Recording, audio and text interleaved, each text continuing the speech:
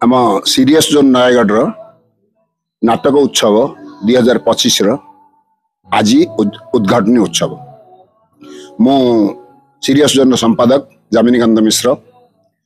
आमर नाटक उत्सव प्रथम दिन रे नाटक देखिए बांझ आम सीरीएस जोन आयोजित नाटक बांझ 17 तारिख रु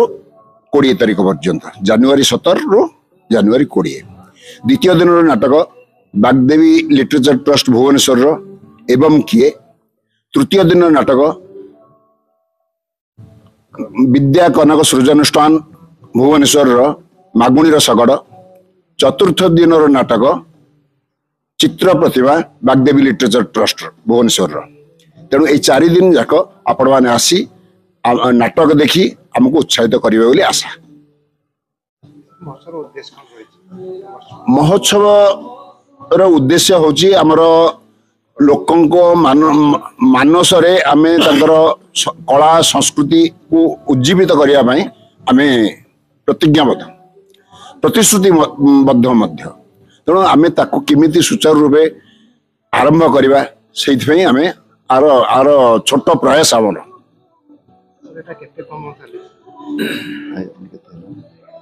एटा हमर तृतीय महोत्सव नाटक महोत्सव। नमस्कार नयगढ़ बासी तरफ आम कृतज्ञता ज्ञापन करुचु सीरीएस जोन को दीर्घ 4 दिन धरी नाटक उत्सव टी आयोजन करिसेंती आज ठारू आरंभ हो प्रत्येक संध्यारे ठीक 7टा बेले नाटक आरंभ हो एवं दीर्घ 4 दिन धरी 4टी नाटक आमको भेटई देबे सीरीएस जोन सेतिपई आमे समस्ते उत्साह सहित अपेक्षा करिक रहिचु नाटकमय हेबो ए नयगढ़ आज ठारू तार शुभारंभ। धन्यवाद सीरीएस जोन परिवार। नमस्कार सीरीएस जोन नयगढ़ तरफ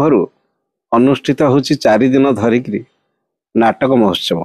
प्रत्येक दिन संध्या 7टारे पठाणी सामंत ऑडिटोरियम रे कला को बंचाई रखिबा एवं कला को समृद्धि करबा होची ए नाटक महोत्सव लक्ष्य। तेणु आमे समस्ते सीरीएस जोन परिवार आपणकर सहयोग चाहूँ